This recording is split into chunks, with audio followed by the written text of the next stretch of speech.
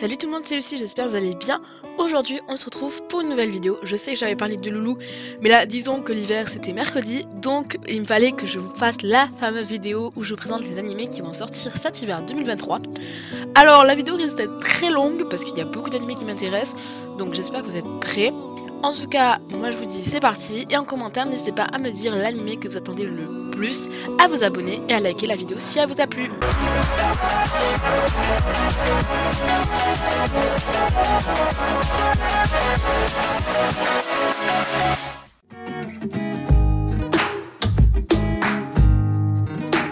Donc pour commencer, je vais vous parler de Quand l'ange joue partie 2, ou en anglais tout simplement Love Between Fairy and Devil.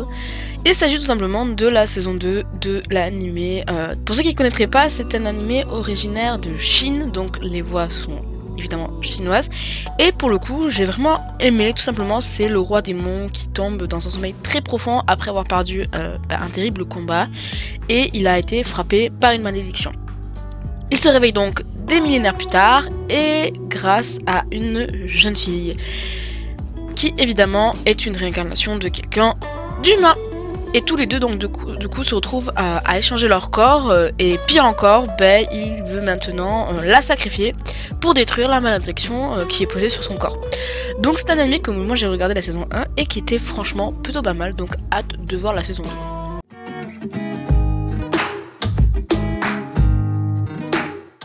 Kagami no Koju, ou le château solitaire dans le miroir, se déroule à Tokyo. Alors, résolus à ne pas aller en classe pour diverses raisons, 7 enfants sont entraînés à travers leur miroir dans un monde semblant tout droit tiré d'un conte de fées des frères Grimm. Cet endroit mystérieux est atypique et devient bien vite leur refuge quand sonne tout simplement l'heure d'aller en classe. Un jour, ils entendent parler d'une mystérieuse clé cachée dans ce monde qui aurait le pouvoir de réaliser un vœu. Pour la trouver, ils ont accès à un certain nombre d'indices, mais doivent respecter 2 règles en retour. La première, la clé doit être trouvée avant la fin de l'année scolaire. Et la deuxième, ils ne peuvent pas rester dans le monde du miroir au-delà de 17 h, l'heure à laquelle se terminent les cours. Petit à petit, l'étau se resserre sur les membres du groupe, qui comprennent qu'ils vont devoir faire face à leurs démons. Alors franchement, c'est un animé qui a l'air fantastique, un peu de mystère, un peu de drame, avec évidemment un monde parallèle, mais on commence à avoir l'habitude. Donc je suis plutôt intriguée. On pourrait penser au premier abord que ça ressemble à Alice au Pays des Merveilles, enfin Alice de l'autre côté du miroir, pardon. Donc plutôt intriguée, hâte de le découvrir.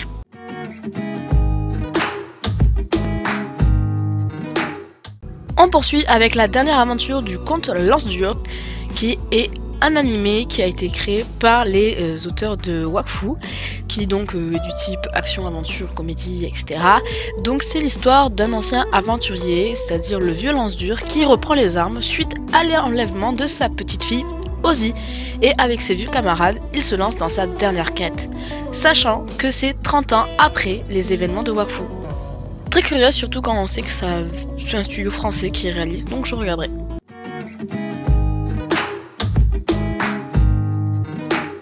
Pour faire simple et rapidement, on aura le droit à la saison 2 de La Voix du Tablier, qui sortira, je pense, sur Netflix. Très sincèrement, la saison 1, j'avais vraiment kiffé. Je vous mets la critique en épinglé si ça vous intéresse. Et animé très penché sur l'humour, où on suit un ancien Yakuza qui fait toujours aussi peur, mais qui a décidé de devenir homme au foyer, accompagné de sa femme. Donc vraiment très drôle, très sympa. Les animations sont changeantes et ça, c'est vraiment cool.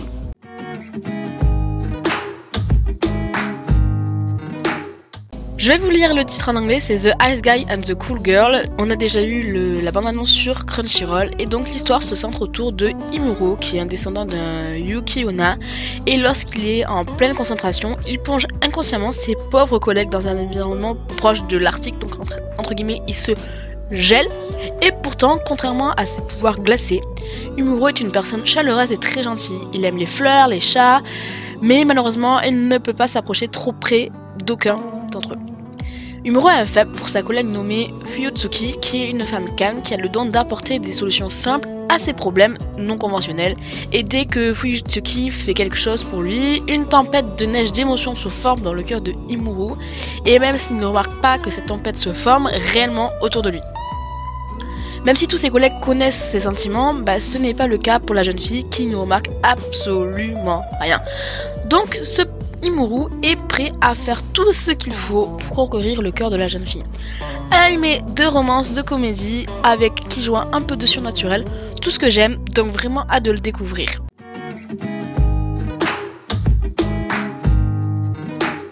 Pour les grands fans de Bungo Stray Dog, vous allez être contents, il y a la saison 4 qui est annoncée, et donc pour ceux qui ne connaîtraient pas, tout simplement on suit des personnes avec des pouvoirs surnaturels qui combattent entre guillemets le mal, et ce sont des détectives.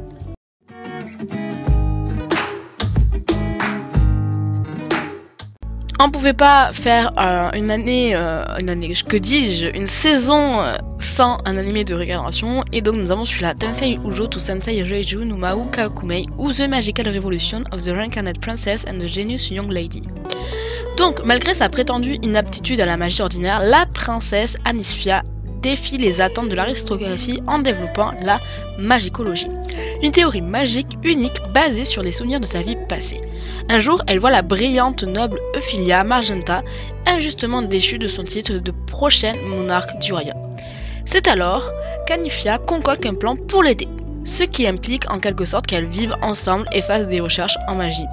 Mais les deux femmes sont loin de se douter que l'heure de leur rencontre fortuite va changer non seulement leur avenir, mais aussi celui du royaume et du monde entier.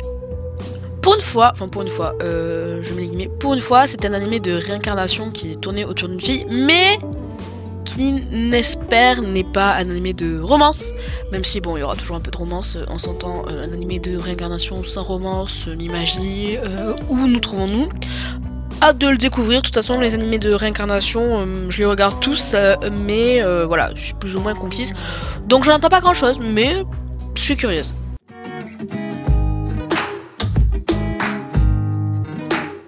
Tomo-chan wa Onakomo.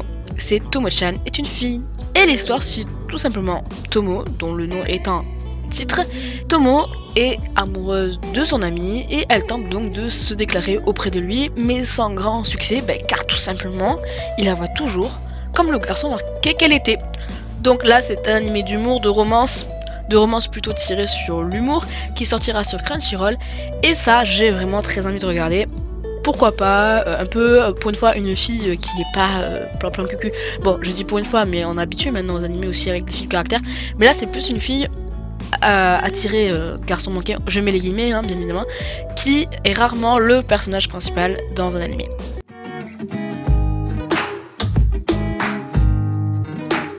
Je ne vous lirai pas le nom de cet animé en japonais, je vais vous le dire en anglais parce qu'il est vraiment très long. C'est Ice Blade Sorcerer Shall Rule the World. Excusez-moi, mon accent est magnifique et je le sais.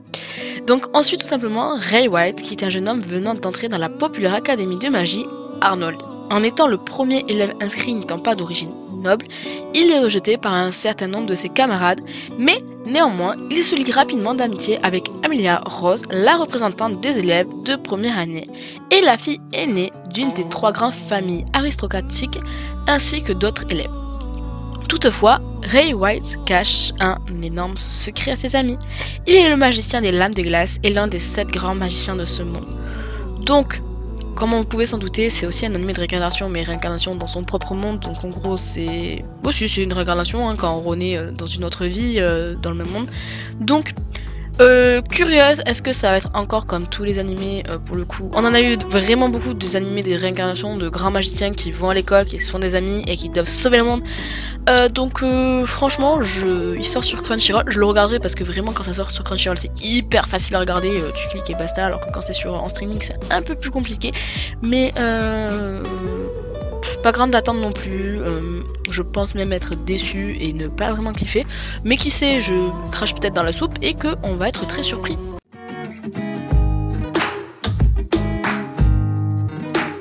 Onishan wa Oshimai.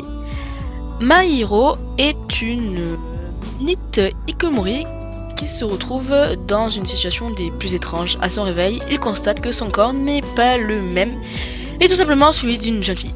Le coupable de cette transformation, sa sœur cadette, Miyari Oyama, qui a pour but de faire de son frère un homme responsable. Alors au début, très sincèrement, le NEET hikikomori là, je ne savais pas ce que c'était, mais tout simplement je pense que c'est un gars qui genre juste est dans sa chambre et qui se referme et qui...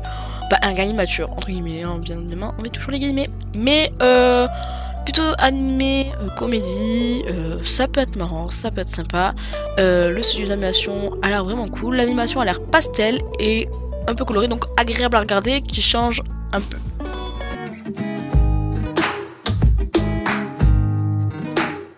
Spy Classroom ou Spy Kyoshitu. Après un conflit militaire dévastateur, les pays mènent leur guerre dans l'ombre. Klaus, un espion atypique qui n'a jamais échoué dans ses émissions, décide de former une unité pour mener à bien une mission impossible, qui a plus de 90% de chances d'échouer. Cependant, les membres qu'il a choisis sont 7 filles sans aucune expérience pratique. Elles devront ainsi utiliser n'importe quel stratagème pour prouver qu'elles sont à la hauteur de la mission. Franchement, ça a l'air stylé, assez intéressant. Bon, j'espère qu'on n'aura pas le droit à du fanservice parce que, disons-le, l'apparence des filles est très avantageuse. Donc, elles ont l'air d'avoir les caractères typiques des groupes de filles. Donc, plutôt curieuse, ça a l'air stylé, ça a l'air badass. Moi, ça me tente vraiment.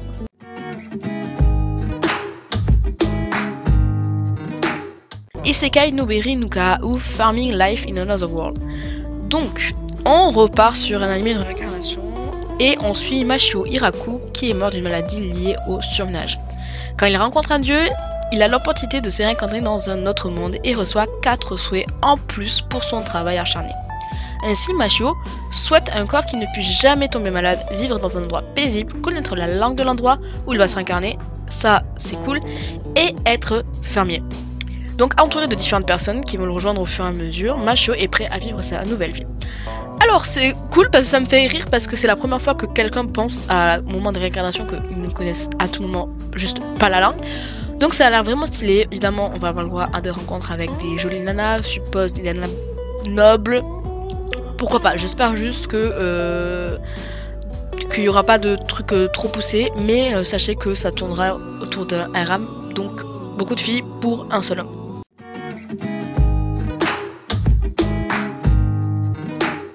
Cet animé sera sur Crunchyroll et il s'agit de Sugar Apple Fairy Tail.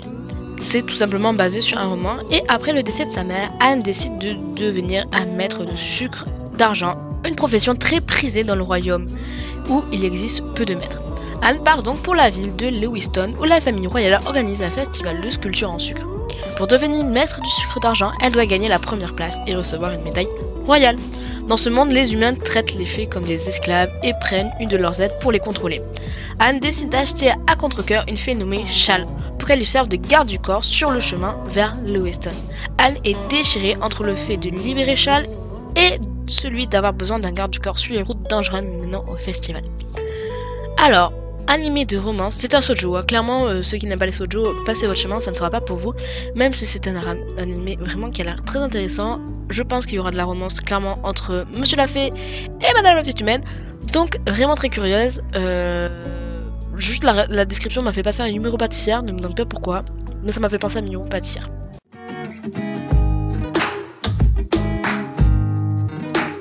Ok, un animé que j'attendais aussi énormément parce qu'il me fait penser à des animés classiques que j'adore, tout simplement. C'est Tsundere Akuyaku Reiju Lizote Tujiku no Andokun to... Oh non, mais laissez tomber, je voulais pas vous le dire comme ça, je vais vous le dire en anglais, hein, on est d'accord. Donc c'est Ando and Kobayashi Life Commentary on the Villainess. Lady Lizelot est la méchante d'un Otome Game, mais il s'agit en vérité d'un malentendu. En effet, Lizotte n'arrive pas à être honnête avec elle-même et lorsque son embarrassement atteint un certain seuil, elle explose de colère. Un jour, Endo et Kayaboshi, deux amis, décident de jouer à ce fameux jeu vidéo tout en réagissant à la personnalité de Lizelot. Soudainement, Segwar, le fiancé de Lizotte, réussit à entendre les voix de Endo et de Kobayashi. Ainsi débute cette histoire étrange où les deux amis vont donner des conseils à Segwar pour qu'il puisse remarquer la vraie personnalité de Lizelot.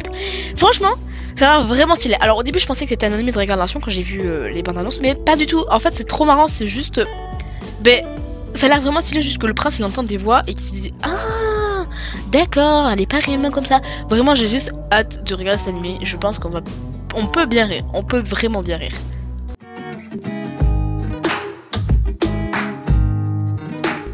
Keiko Sareta Amkoku Yeshi no Slow na Second Life. Je suis vraiment désolée pour les férus de japonais ou les férus d'anglais là. J'ai un accent de merde, mais je le sais. Mais dans ce cas-là, on suit Dariel, qui est un soldat de 30 ans qui fait partie de l'armée du Seigneur Démon. Cependant, il est juste incapable d'utiliser la magie, ce qui provoque son renvoi de l'armée. Un jour, Dariel sauve une villageoise de l'attaque d'un monstre dans une forêt, et donc il l'a invité dans son village. Il réalise soudainement qu'il n'était pas aussi faible qu'il ne le pensait. Franchement, c'est très cool que ça soit dans ce sens-là, parce que d'habitude, on est habitué tout simplement à ce que ça soit le héros ou un homme qui soit viré de l'équipe du héros ou l'équipe des humains, et là, c'est l'inverse. Donc vraiment de découvrir, je pense qu'on va vraiment kiffer. Attention, il est genré Eshi, donc Eshi et qui... Donc attention au fanservice.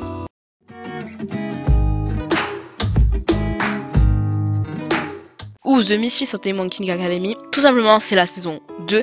Et mon dieu que je l'attendais cette saison 2. Donc après tout simplement s'être confronté à Jarga et avoir découvert la véritable identité d'Anos, il reprend le cours de sa vie avec de nouveaux alliés, mais de nouvelles menaces se profilent déjà. Vraiment, j'ai juste hâte. La saison 1, pour ceux qui ne connaissent pas, mais foncez, il est disponible sur Crunchyroll.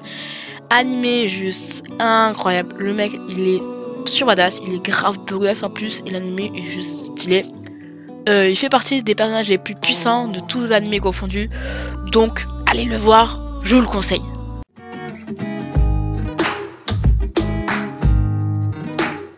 Rugo ni Sonorate Isekai des 8 Man Made no Kinka wa Tometsu. Mais je suis désolée, mais même moi ça me fait mal aux oreilles quoi.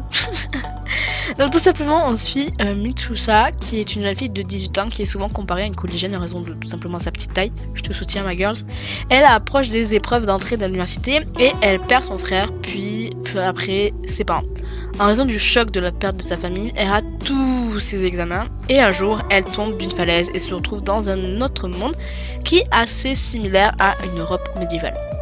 Suite à un combat mortel contre des loups, elle découvre qu'il est possible de passer de ce monde au sien. Du coup, elle décide de vivre en habitant dans les deux mondes à la fois.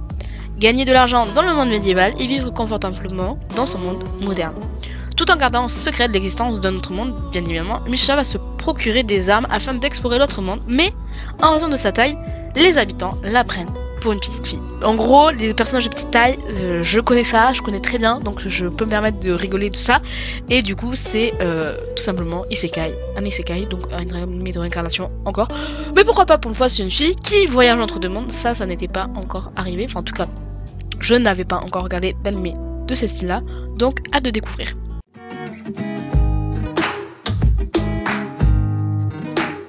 Mais pourquoi ils font toujours des titres aussi de 20 pieds de long? Donc je vais vous le lire en anglais parce que là sinon c'est fini. Donc c'est The Reincarnation of the Strongest Onmyo in Another World.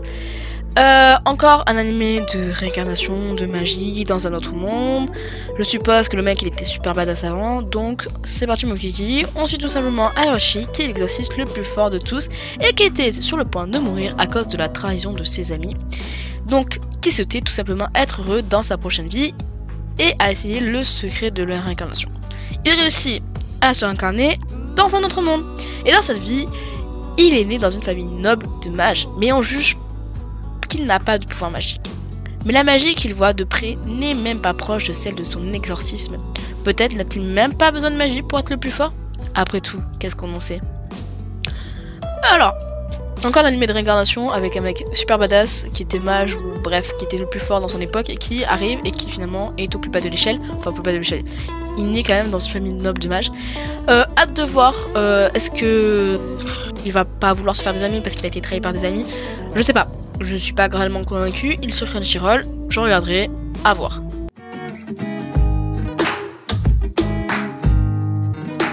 Pour les grands fans de Tokyo Revenger, j'ai l'honneur de vous annoncer qu'il y aura la saison 2. Personnellement, j'ai toujours pas fini la saison 1, il faudrait que je me bouge les fesses, donc j'ai déjà beaucoup trop d'animés à rattraper, mais ça, celui-là en fait partie. Donc Tokyo Revenger, c'est quoi?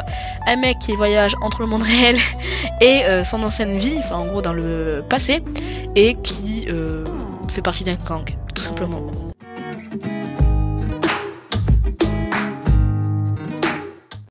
Stranger Case, saison 2, aussi qui est annoncé, donc pour ceux qui préfèrent c'est Kyoko Suri.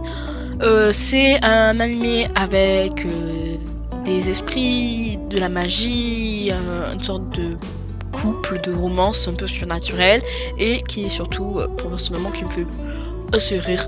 Donc, allons voir la saison 2, sachant que la saison 1, ça fait un moment qu'elle était sortie.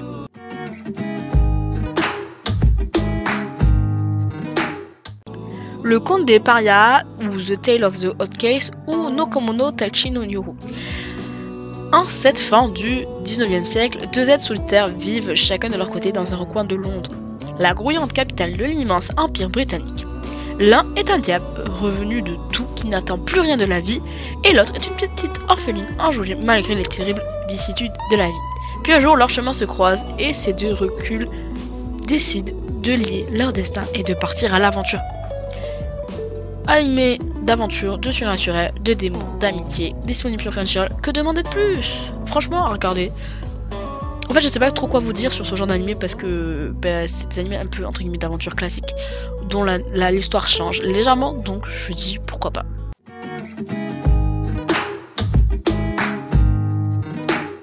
L'Akashi Triangle. Donc, c'est un animé où le Japon regorge de mystérieux monstres appelés l'Akashi. Et pour les exorciser et contre la menace, une organisation ninja s'est formée. Matsuri est une jeune ninja exorciste qui affronte régulièrement ces créatures et protège son ami d'en face, Suzu, qui possède elle aussi la capacité de les voir. Mais lorsqu'elle s'attache à un chat Yakashi nommé Shirogane, les choses basculent. Je pense que c'est un animé de romance, de comédie. Bon, ça va jouer forcément sur le fanservice parce qu'il est genré ecchi. On va avoir le droit à des monstres, à des yokai, etc. Donc pourquoi pas, je peux voir. Je suis un peu curieuse et j'ai un peu peur du côté ecchi qui sera annoncé. Mais pourquoi pas, franchement pourquoi pas.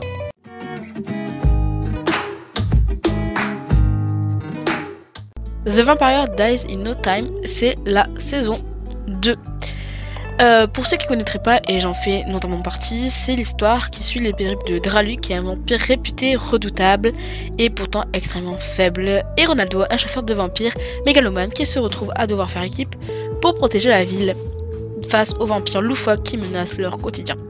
Je n'avais pas vu la saison 1, donc du coup ça va être rajouté dans mon immense liste d'animés à regarder. Pour ceux qui l'auraient regardé, n'hésitez pas à me dire ce que vous en avez pensé en commentaire. C'est genré aventure, comédie, fantasy, surnaturel, disponible sur Crunchyroll. Donc, s'il y a de la comédie, moi je suis toujours preneuse de bien rigoler, de pas se prendre la tête devant un animé, ça fait toujours du bien. Surtout qu'apparemment, c'est des animés de 12 épisodes, donc vraiment trop cool.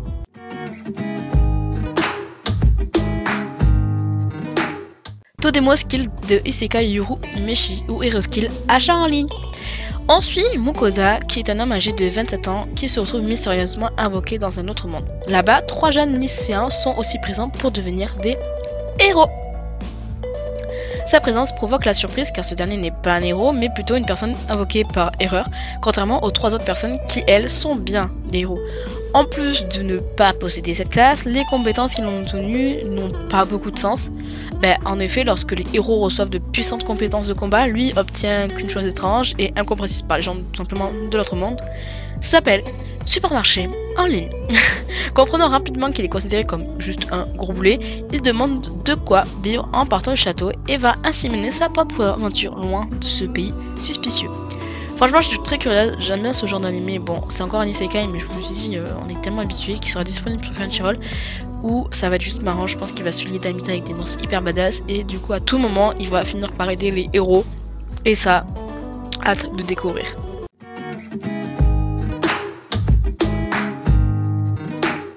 Si vous êtes comme moi et que vous avez kiffé Bofuri, je vous mets la critique en épinglé. Et il y a la saison 2 qui a été annoncée et ça, je peux vous dire que j'ai juste hâte. Bofuri, animé, hyper drôle, hyper sympathique, pas prise de tête, coloré, personnage vraiment ouf, je vous le conseille à 100%. On peut dire qu'il ressemble un peu à SO vu que c'est des personnes qui jouent à un jeu vidéo et qui sont tout simplement envoyées dans ce jeu. Elles par contre elles sont pas bloquées dans ce jeu vidéo. Donc tout simplement on finit la saison 1 avec une performance très remarquée de Maple qui devient donc vite la cible principale de nombreux joueurs qui ont juste l'ambition de la Super C, mais inconsciente de l'enthousiasme qu'elle suscite, l'adolescente poursuit son chemin à sa manière. Elle s'allie donc notamment avec Pain et Mi, qui sont ses principaux rivaux, donc pour ceux qui ont regardé C'est la meuf de feu et le mec bleu, pour affronter un boss particulièrement robuste. Et j'ai juste envie de voir la saison 2. Vraiment, à la base, bon, c'était un anime qui était disponible sur Wakamin à l'époque, et incroyable, vraiment incroyable cet anime, top 10, top 10.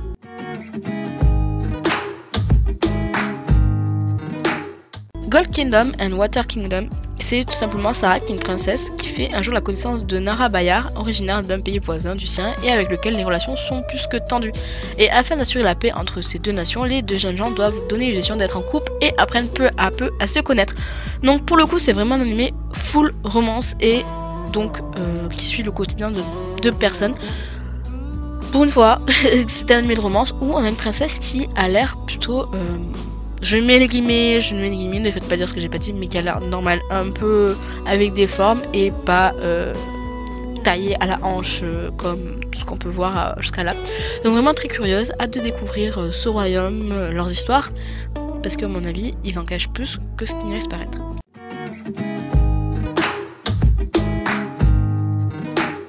Et nous allons finir cette vidéo avec tout simplement la nouvelle saison de Precure qui s'appelle Hirogaru Sky. C'est la 20e animé, 20e saison de la franchise. Nous n'avons pas encore les visuels. Je pense que peut-être pour la 20e, je regarderai. Je vais pas vous mentir que j'ai laissé tomber les Precure depuis un grand moment. Je sais qu'il y en a plein d'entre vous qui sont vraiment fans des Precure et... tant mieux, mais bon, pour ceux qui connaissent pas, tout simplement les Precure, c'est un animé de Magical Girl où l'objectif c'est de lutter contre des êtres malveillants qui viennent de notre monde à l'aide de pouvoirs qui leur ont été octroyés par des gentils de l'autre monde. Je sais pas si c'est très clair, mais en gros elles obtiennent des pouvoirs pour se battre contre les méchants et il y a une bleue, une rouge, une rose, le personnage principal est rose et donc voilà, l'objectif c'est juste de se battre, amitié, amour, magie, tout ce qu'on aime.